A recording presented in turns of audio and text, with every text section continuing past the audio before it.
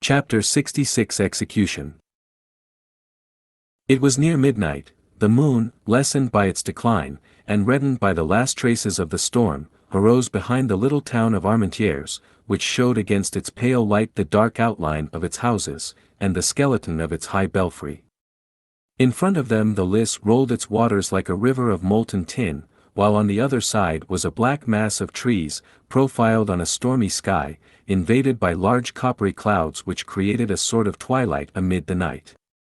On the left was an old abandoned mill, with its motionless wings, from the ruins of which an owl threw out its shrill, periodical, and monotonous cry. On the right and on the left of the road, which the dismal procession pursued, appeared a few low, stunted trees, which looked like deformed dwarfs crouching down to watch men traveling at this sinister hour. From time to time a broad sheet of lightning opened the horizon in its whole width, darted like a serpent over the black mass of trees, and like a terrible scimitar divided the heavens and the waters into two parts. Not a breath of wind now disturbed the heavy atmosphere. A death-like silence oppressed all nature. The soil was humid and glittering with the rain which had recently fallen, and the refreshed herbs sent forth their perfume with additional energy. Two lackeys dragged Milady, whom each held by one arm. The executioner walked behind them, and Lord de Winter, D'Artagnan, Porthos, and Aramis walked behind the executioner. Planchet and Bazin came last. The two lackeys conducted Milady to the bank of the river. Her mouth was mute, but her eyes spoke with their inexpressible eloquence, supplicating by turns each of those on whom she looked.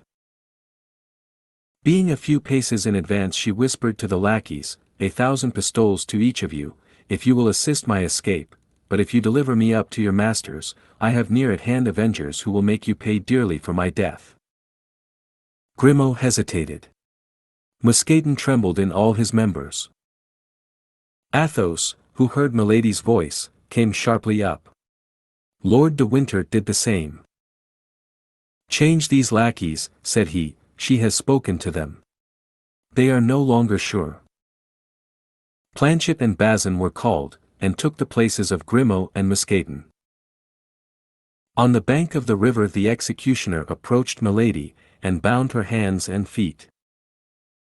Then she broke the silence to cry out, "You are cowards, miserable assassins! 10 men combined to murder one woman. Beware! If I am not saved I shall be avenged." "You are not a woman," said Athos, coldly and sternly. "You do not belong to the human species, you are a demon escaped from hell, whither we send you back again." "Ah, you virtuous men," said Milady, "please to remember that he who shall touch a hair of my head is himself an assassin." "The executioner may kill, without being on that account an assassin," said the man in the red cloak, rapping upon his immense sword. "This is the last judge, that is all. Nachrichter, as say our neighbors, the Germans." And as he bound her while saying these words, Milady uttered 2 or 3 savage cries, which produced a strange and melancholy effect in flying away into the night, and losing themselves in the depths of the woods. "If I am guilty, if I have committed the crimes you accuse me of," shrieked Milady, "take me before a tribunal. You are not judges. You cannot condemn me." "I offered you Tyburn," said Lord de Winter. "Why did you not accept it?" "Because I am not willing to die," cried Milady, struggling. "Because I am too young to die." "The woman you poisoned at Bethune was still younger than you, madam, and yet she is dead," said D'Artagnan. "I will enter a cloister, I will become a nun," said Milady. "You were in a cloister," said the executioner, "and you left it to ruin my brother." Milady uttered a cry of terror and sank upon her knees. The executioner took her up in his arms and was carrying her toward the boat.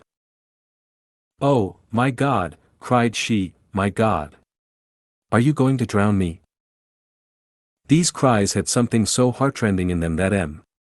D'Artagnan, who had been at first the most eager in pursuit of Milady, sat down on the stump of a tree and hung his head, covering his ears with the palms of his hands, and yet, notwithstanding, he could still hear her cry and threaten. D'Artagnan was the youngest of all these men. His heart failed him. "Oh, I cannot behold this frightful spectacle," said he. "I cannot consent that this woman should die thus." Milady heard these few words and caught at a shadow of hope. "D'Artagnan, D'Artagnan," cried she, "remember that I loved you." The young man rose and took a step toward her. But Athos rose likewise, drew his sword, and placed himself in the way. "If you take one step farther, D'Artagnan," said he, "we shall cross swords together." D'Artagnan sank on his knees and prayed. "Come," continued Athos, "executioner, do your duty."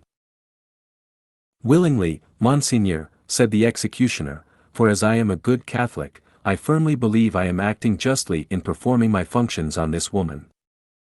"That's well." Athos made a step toward Milady.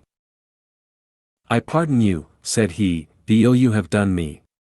I pardon you for my blasted future, my lost honor, my defiled love, and my salvation forever compromised by the despair into which you have cast me. Die in peace." Lord de Winter advanced in his turn. "I pardon you," said he, "for the poisoning of my brother, and the assassination of his Grace, Lord Buckingham. I pardon you for the death of poor Felton, I pardon you for the attempts upon my own person. Die in peace."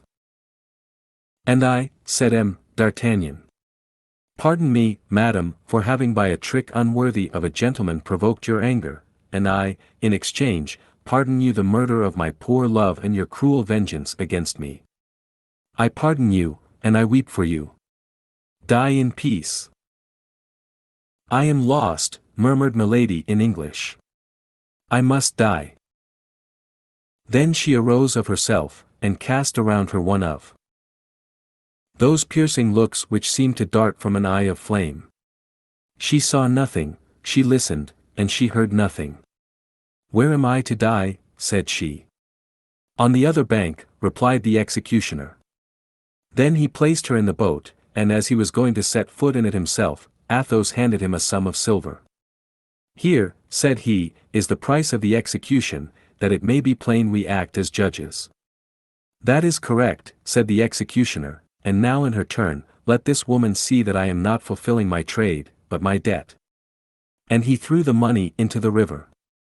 The boat moved off toward the left-hand shore of the Lys, bearing the guilty woman and the executioner.